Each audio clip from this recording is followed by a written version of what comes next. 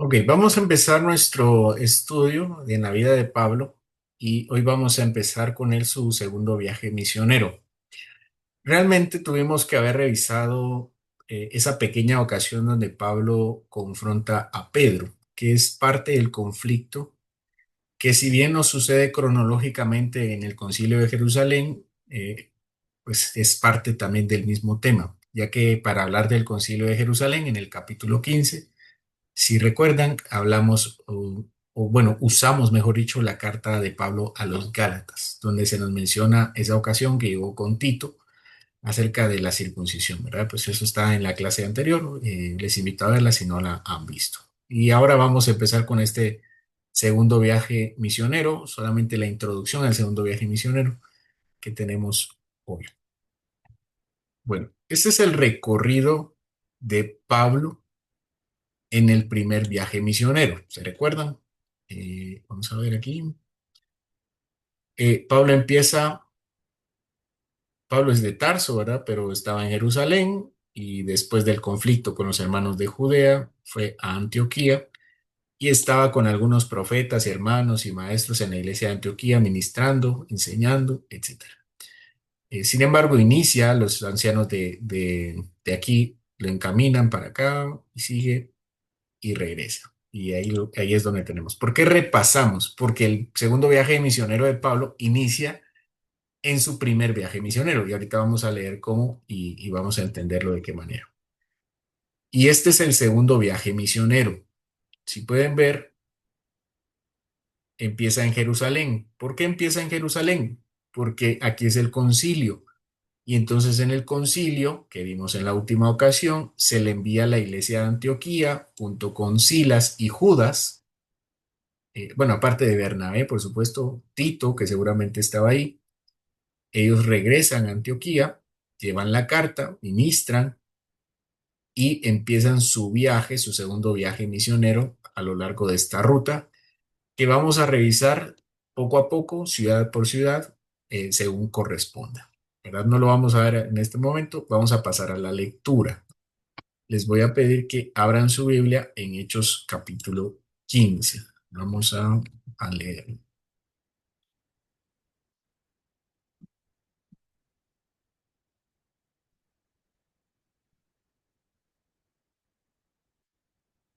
Yo les comparto esta lectura, pero si ustedes tienen su Biblia, mucho que menos.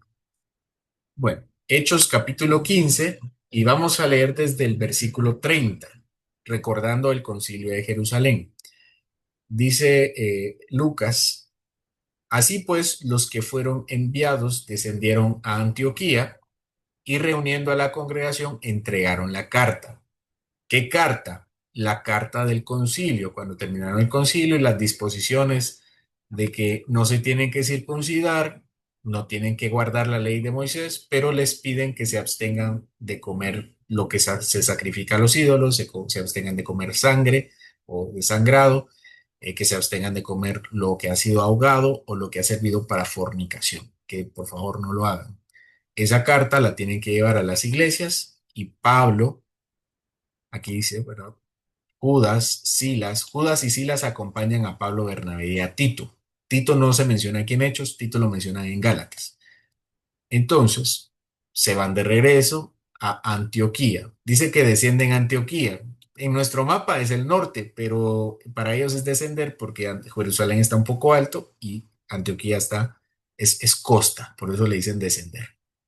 Entonces ellos descienden a Antioquía, a la iglesia de Antioquía, reúnen a la congregación, entregan la carta, seguramente los ancianos la leen, y habiendo leído la cual, se regocijaron por la consolación. ¿Por qué se regocijaron? Porque ellos tenían conflicto, eran los antioqueños, junto con otras iglesias que estaban teniendo conflicto con las iglesias, bueno, aparte también las iglesias de Galacia, estaban teniendo esos conflictos y por eso esa autorización de no circuncidarse, de no tener la carga de la ley, les trajo mucha felicidad, mucha consolación. Dice el versículo 32, y Judas y Silas, como ellos también eran profetas, consolaron y confirmaron a los hermanos con abundancia de palabras. Y pasando algún tiempo allí, fueron despedidos en paz por los hermanos para volver a aquellos que los habían enviado. Mas a Silas pareció bien el quedarse allí. Y Pablo y Bernabé continuaron en Antioquía, enseñando la palabra del Señor y anunciando el Evangelio con otros muchos. Bueno, entonces tenemos aquí que finalmente Judas, que no es el Iscariote, ni tampoco el otro Judas, se regresa junto con otros. Parece que hay otros que también acompañaron a Judas y a Silas y se regresa, pero Silas se queda en Antioquía, en la iglesia de Antioquía, junto con Pablo y con Bernabé. Y como Silas también era profeta, lo reconocen ahí como profeta y ellos siguen enseñando, ministrando, evangelizando en la región de Antioquía, en la ciudad de Antioquía. Vamos a seguir con la lectura. Versículo 36. Después de algunos días, Pablo dijo a Bernabé, volvamos a visitar a los hermanos en todas las ciudades en que hemos anunciado la palabra del Señor para ver cómo están. Y Bernabé quería que llevasen consigo a Juan, el que tenía por sobrenombre Marcos. Pero Pablo no le parecía bien llevar consigo al que había apartado de ellos desde Panfilia y no habían ido con ellos a la obra. Bueno, aquí viene el primer conflicto. Solamente se me pasó algo, hermanos. Hablando de Silas, no lo mencioné, pero hablando de Silas, para tener un poco más de contexto, quién era Silas. Silas era, como menciona ahí, era un profeta y era un judío. Silas era judío de la iglesia de Jerusalén. Acompaña a Pablo a la iglesia de Antioquía y era un profeta respetado, como veremos ahí y veremos más adelante. No voy a decir todo lo que corresponde a Silas, porque Silas, yo creo que este que tengo aquí no es Silas, el de la imagen es Timoteo. Él creo que es Silas y él es Timoteo. Bueno, no importa porque no son así tampoco. Bueno, entonces tenemos que Silas lo vamos a mencionar más adelante y va a tener mucha más participación, pero aquí voy a mencionar aquello que no vamos a ver de Silas. Silas fue colaborador de Pablo y lo mencionamos en 2 Corintios y vamos a ver cómo. Pero finalmente Silas termina colaborando con Pedro. En su carta, él menciona que que Silas le escribió pero le ayudó a escribir la carta, una de sus cartas, la primera carta. Y él es Silas. Hoy sí, volvamos a la lectura y vamos a ver el conflicto de Pablo y de Bernabé, que lo leímos acá. Pablo le dice a Bernabé, regresemos a confirmar a las iglesias para ver cómo están, si han crecido, todo ese tipo de cosas que hace un pastor. Y Bernabé quiere llevar consigo, dice acá, a Juan Marcos. Si se recuerdan, en el primer viaje misionero, Juan Marcos solamente llegó a Chipre. Vamos a ver si lo tenemos acá, en el primer viaje misionero. Vamos a ver. Juan Marcos acompañó a Pablo aquí por esto, y cuando llegaron aquí al puerto de Panfilia, Juan Marcos se regresó a Antioquía o a Jerusalén, no me recuerdo, pero se regresó, o sea, los abandonó. Y Pablo no dice nada, bueno, Bernabé y Pablo no dicen más cosas, simplemente dice que se regresó y eso a Pablo no le pareció. Ahorita estamos viendo que no le pareció, no le gustó, no se fue con el consentimiento de Pablo. Al contrario, Pablo se enoja mucho y se enoja al punto de enojarse también con Bernabé. Dice el versículo 38, pero a Pablo no le parecía bien llevar consigo al que se había apartado de ellos desde Panfilia y no había ido con ellos a la obra. Y hubo tal desacuerdo entre ellos que se separaron el uno del otro. Bernabé, tomando a Marcos, navegó a Chipre, vino Bernabé y se fueron a Chipre a confirmar las iglesias de Chipre,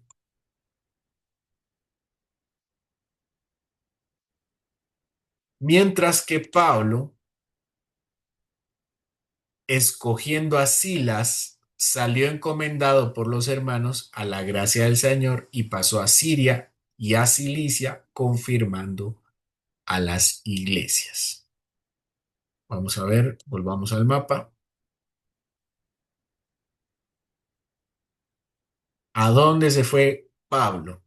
Pablo se fue a la región de Cilicia, que corresponden a Tarso y a Derbe. A Tarso y a Derbe. Y no solo eso, sino que Pablo va a seguir en las regiones de Listra, Iconio, Antioquía de Prisidia, que esto corresponde a Galacia, a la región de Galacia, y va a seguir más adelante, y vamos a ver por qué. Entonces, si se dan cuenta, ellos terminan haciendo la obra del ministerio, peleados, pero la terminan haciendo. Ahora, aquí hay un poco de dudas entre los comentaristas, los pastores, los teólogos, si realmente fue un enojo piadoso, si fue una discusión sana que terminó para bien. O bueno, nació de bien. Terminó para bien, por supuesto, terminó para bien. Pero si realmente fue una discusión sana, una sana separación. ¿Qué piensan ustedes? ¿Qué dicen ustedes? ¿Será que eh, Pablo y Bernabé hicieron bien en separarse o no se tuvieron que separar y pecaron? Y bueno, el Señor hizo la obra a pesar de su pecado. ¿Qué dicen ustedes, hermanos? Entiendo que están conmigo aquí conectados para participar también. ¿Qué piensan? O seleccionamos a las familias para ver quién responde.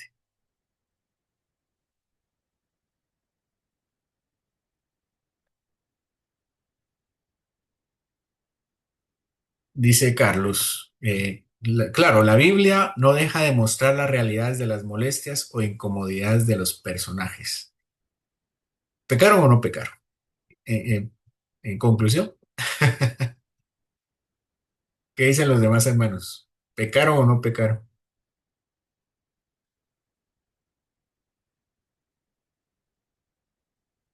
No veo pecado, dice sabiduría.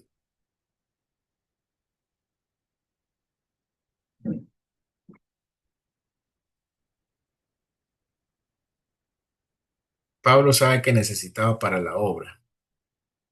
Bueno, para que no se pongan tristes, Juan Marcos de alguna forma se reconcilia. Si se recuerdan en los sermones que prediqué de Colosenses, Pablo habla muy bien de Juan Marcos.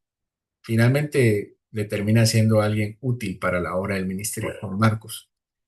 También Juan Marcos se cree que escribe el segundo evangelio. Nosotros al segundo evangelio lo conocemos como Juan Marcos, pero un evangelio de Marcos. Pero el evangelio no dice que lo haya escrito Marcos. Nosotros creemos que lo escribió Marcos porque un discípulo de Juan llamado Papías de Hierápolis, bueno, se llamaba Papías, ¿no? Que era de Hierápolis, dice que Pedro narró las cosas sucedidas a Jesucristo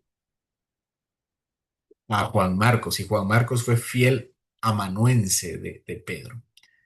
Entonces se cree, dado que el Evangelio de Marcos hace referencias muy particulares a la vida de Pedro, entonces se cree que ese segundo Evangelio corresponde a Juan Marcos por la forma en que aborda la vida de Pedro y por aquella escena del muchacho que se corre desnudo, que creen, ese es Juan Marcos, entonces es su Evangelio.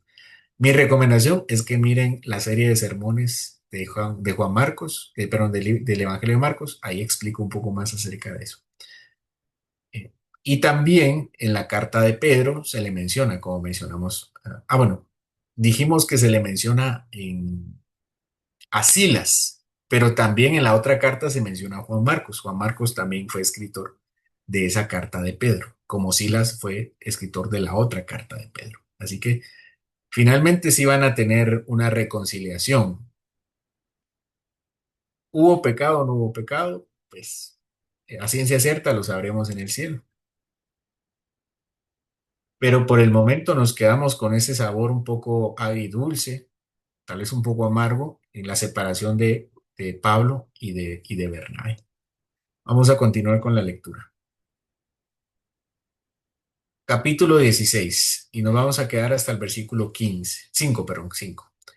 Dice la palabra, después Pablo llegó a Derbe y a Listra, y he aquí había allí cierto discípulo llamado Timoteo, hijo de una mujer judía creyente, pero de padre griego, y daban buen testimonio de él los hermanos que estaban en él, pero estaban en Listra y en Iconio. Quiso Pablo que éste fuese con él y tomándole, le circuncidó por causa de los judíos que habían en aquellos lugares, porque todos sabían que su padre era griego. Y al pasar por las ciudades, le entregaban las ordenanzas que habían acordado los apóstoles y los ancianos que estaban en Jerusalén para que las guardasen. Así que las iglesias eran confirmadas en la fe y aumentaban en número cada día. Ok, tenemos un nuevo personaje, ya ha entrado en la escena Bernabé, Juan Marcos, ha entrado Tito en la escena, ha entrado también Silas, y ahora tenemos un nuevo personaje, bueno, un personaje relevante en el ministerio de Pablo, que se llama Timoteo. Timoteo era un joven creyente de la región de Listra, ya hablamos un poco acerca de Listra. Como menciona acá, es hijo de una madre judía y de un padre griego. Su abuela, y esta madre se llamaba Eunice, no lo puse aquí, pero se llamaba Eunice, y su abuela también participó en la instrucción de Timoteo. Pablo, en esta carta a Timoteo, en la segunda carta de Timoteo, reconoce cómo Eunice, su madre, y Loida, su abuela, formaron en Timoteo ese conocimiento de la palabra, que hoy, y al menos en hechos, se reconoce como alguien útil, como alguien piadoso, como alguien reconocido en el ministerio. Desde niño había conocido las Sagradas Escrituras. Eventualmente, Pablo enviará a Timoteo a Tesalónica y a otros lugares, y vamos a hablar acerca de esos lugares más adelante cuando terminemos nuestra serie. Bueno, cuando terminemos esta parte de la vida de Pablo. Es colaborador del ministerio y Pablo finalmente lo llamará mi verdadero hijo en la fe. Se cree que que Timoteo era bastante joven, relativamente joven, mejor dicho.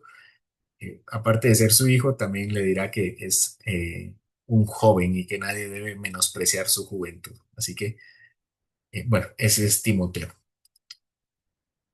Regresemos a nuestro texto y vamos a resaltar algunas cosas, ¿verdad? Algo que resalta en en este texto, mejor dicho, además que era una judía y un padre griego, era el hecho de que a pesar de que era descendiente de una judía, no le circuncidaron. Prevaleció el criterio del padre griego. Pues sabemos que los griegos no se circuncidaban, y entonces esa tradición de no circuncidarse fue la que predominó en Timoteo. Pero cuando Timoteo estaba con ellos, con las iglesias en Derbe y en Listra, ojo, aquí decimos que Timoteo es de Listra, pero Timoteo es conocido en Listra y en Iconio. Tanto Derbe como Listra y Iconio fueron ministerios del primer viaje de Pablo. Entonces, Timoteo se movía entre Listra e Iconio y era alguien reconocido, pero cuando llega Pablo, se suscita un conflicto, una especie de conflicto, de controversia, y Pablo lo tiene que circuncidar por causa de los judíos. Y uno dirá, ¿y no acaban de resolver que no le circuncidaran? Y Pablo se llena la boca en Gálatas diciendo que a Tito no dejó que lo circuncidaran. ¿Se recuerdan? Eso lo vimos en la última ocasión. En Gálatas, Pablo dice que no dejó que Tito fuera circuncidado, ni aun a Tito circuncidaron, siendo gentil. Pero ahora tenemos, después de ese concilio, al llegar a Listra, que circuncida a Timoteo. Y no es que se le haya olvidado, literalmente nuestro texto dice que le circuncidó porque su papá era griego y después dice que llegó a estas iglesias y dejó esa carta, la carta de los apóstoles a las iglesias. ¿Qué carta? Donde se decía que ya no era necesaria la circuncisión. Entonces parece una gran contradicción. ¿Por qué? Pablo circuncidó a Timoteo. Si Pablo era tan aguerrido contra la circuncisión y también tan defensor de la incircuncisión gentil.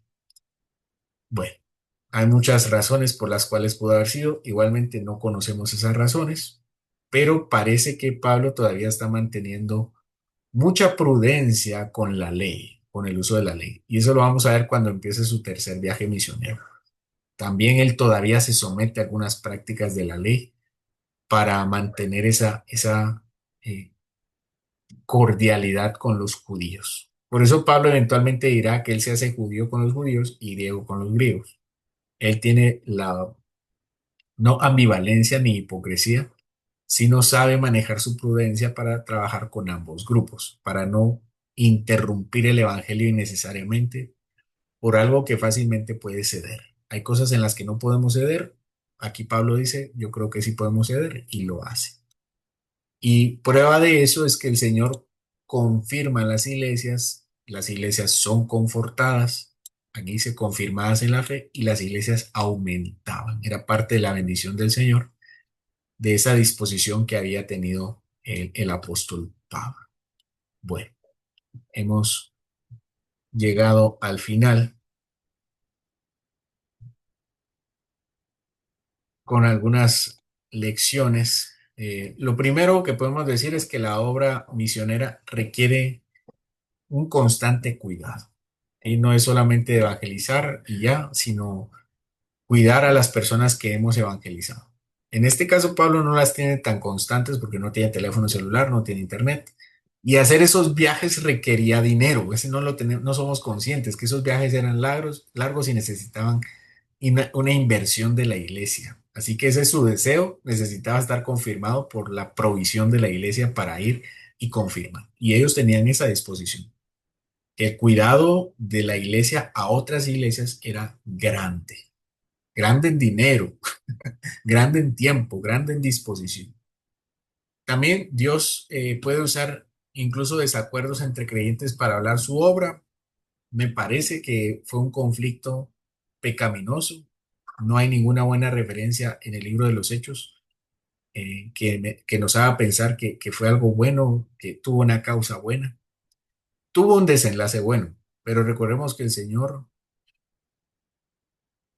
compone nuestras malas decisiones, ¿sí? Él, como dice alguien, escribe recto en nuestros renglones torcidos.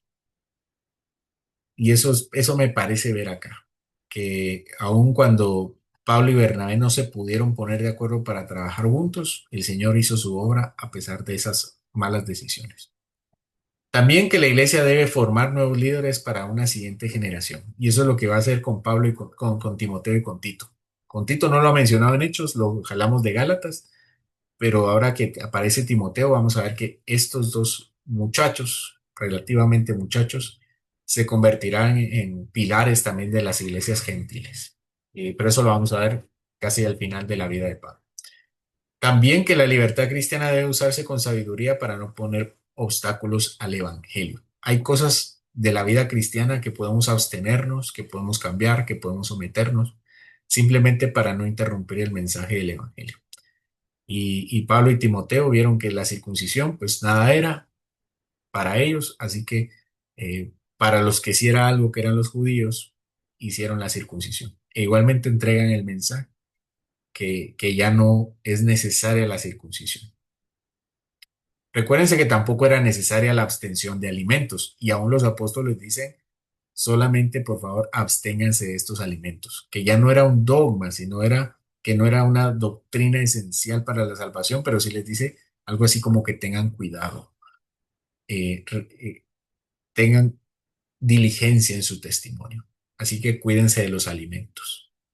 Y a Pablo dirá después que igualmente los alimentos nada son, todo va a la letrina, así que es parte de esa libertad. Bueno, hermanos, hemos llegado al final de este tiempo. No sé si alguien tiene alguna duda o algún comentario antes de finalizar nuestra clase de hoy.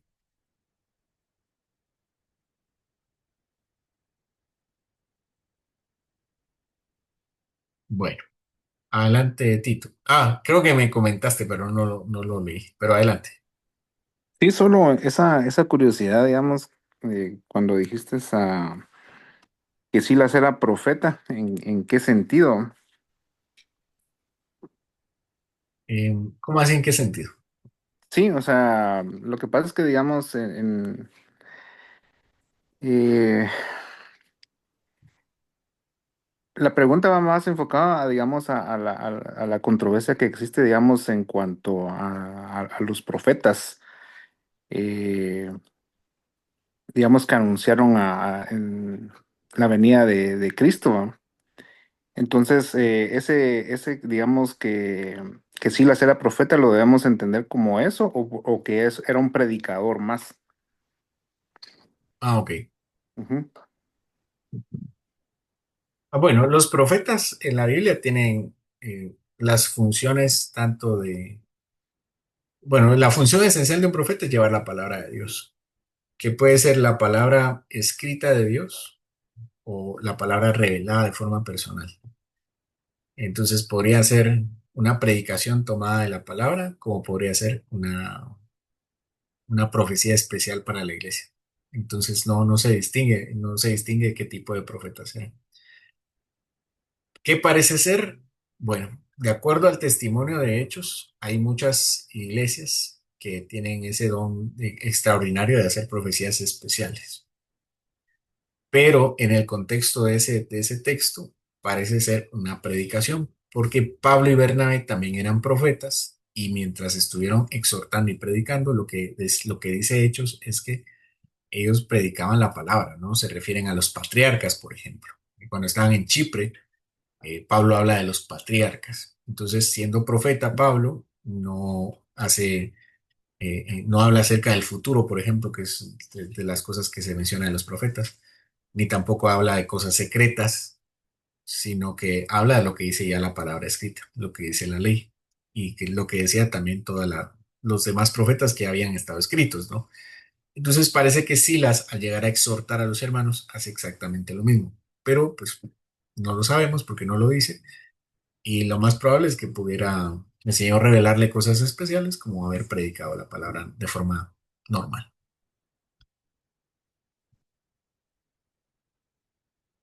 ¿Alguien tiene alguna otra duda? O no, bueno, no sé si respondí.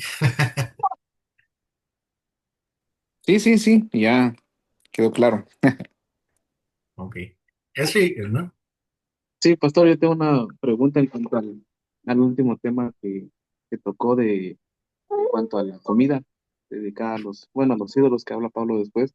Mi duda sería, en el caso de que, por ejemplo, al menos acá en México, no sé si allá también pasa, de que a veces invitan a esas cosas que le llaman asentadas del niño Dios y todo eso, y y pues dan comida. Amorcilla. Uno, este, ajá, dan comida y todo eso, entonces uno puede, o sea, hacer su oración, como, y luego, como dice Pablo, va todo a la letrina, uno puede hacer su oración y comerlo, o hay un punto en el que no podríamos hacerlo. O sea, yo tengo en esa duda, por ejemplo, si alguien más que es débil lo ve y es donde uno ya tendría que limitarse o definitivamente no. La rosca de reyes, dice Tito. Eh, ok. Bueno, eh, siempre partimos de un principio de interpretación. Entonces, tenemos a los apóstoles que dice, guárdense de estos alimentos, ahogado, desangrado y sacrificado a los ídolos, y me falta uno, creo. Absténganse de esos alimentos. Pero después Pablo, en Primera de Corintios capítulo eh, 8, creo yo, dice que los alimentos van a la letrina. Dice que los alimentos nada son, los ídolos nada son también. Porque en la iglesia de Corinto hay un problema. Hay unos hermanos que compran carne sacrificada a ídolos. Y compraban carne que era sacrificada a ídolos porque era más barata. Entonces Pablo dice, bueno, hay quienes dicen que no importa porque los ídolos nada son y la carne es carne, y hay otros que creen que sí afecta espiritualmente. Entonces es en Primera de Corintios capítulo 8 donde dice que uno debe velar por la conciencia del hermano. Eso lo dice en 1 Corintios capítulo 8, que debemos velar por la conciencia de nuestro hermano. Entonces, que Pablo no volvería a comer carne si eso hace caer a su hermano. Después en Romanos capítulo 15, Romanos capítulo 14, habla de que el que come legumbres, come para glorificar a Dios y el que no, lo hace para glorificar a Dios. Entonces, armando todo eso, toda la información que tenemos respecto a los alimentos. Ah, bueno, y la revelación de Pedro, le dice, no, aquí están los alimentos, come. Y Pedro dice, no, porque eso es inmundo. Y el Señor le dice, no llames a lo que yo he purificado inmundo. Lo que yo he purificado no lo llames tú inmundo. Pedro estaba diciendo que eso, según la ley de Moisés, era inmundo. Pero Jesús le dice que eso no es inmundo. Ojo, el Señor no le dice, el Señor Jesús no le dice que eso nunca fue inmundo, que no fuera legalista. No, eso no le dice. Lo que le dice es que Él lo ha purificado, porque la ley ceremonial del Antiguo Testamento tenía la función de enseñar sobre la pureza y la santidad o la limpieza. Entonces, solamente era una función didáctica que tenía su cumplimiento en Jesucristo, que la muerte y resurrección del Señor era la forma en que les enseñaba a que el único que puede limpiarlos es el Señor. Y ahora que Él ya vino y resucitó, los alimentos ya estaban limpios, todos limpios. Ahora, si unimos todo eso, todas esas doctrinas, entonces tenemos en conclusión, pues todos esos textos tenemos en conclusión que los alimentos son alimentos y que los podemos comer si oramos, los disfrutamos, le damos gracias al Señor, tienen un mismo destino.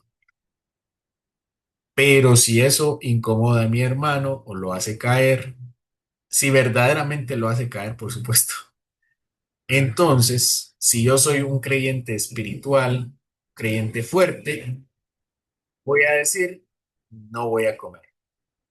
Si soy un creyente débil y me creo fuerte, voy a decir, a mí qué me importa. Si soy un creyente que se cree fuerte y realmente soy débil, voy a decir, igual lo voy a hacer. Eso es lo que hace un creyente irresponsable, inmaduro. Un creyente maduro dice, esto no es motivo de pelear, no lo hago si es que a esta persona le incomoda. Si Pablo estaba tan resuelto a cuidar la conciencia del hermano, aun cuando dejara de comer algo tan esencial como la carne, ¿cuánto más nosotros, si es caída para un hermano, dejar de comer la rosca de reyes o cualquier otra cosa? Sí, en el contexto. Yo siempre les comento que yo me disfruto todas las comidas de la época. Si la gente quiere hacerlo para cosas malas, pues será muy... Las personas, a mí sí me gusta la rosca de reyes, me gusta el pescado a la vizcaína, los tamales, todo. Y si me invitan a comer el 25 o en domingo, no sé, en sábado de muerte, ¿cómo se dice? Sábado, el sábado, ese sábado oscuro, yo voy y me lo como, ¿no? Ahora, si lo hace caer, mejor no me invite porque sábado de gloria se llama. Si lo hacen sábado de gloria o viernes, si están tristes y me quieren dar de comer, pues adelante. Si me quieren invitar, se lo acepto. Ahora, si yo sé que alguien me va a señalar, mejor no lo hago. Mejor me lo como solito, aquí en mi casa. Esa creo que es la conclusión. No sé qué piensan ustedes.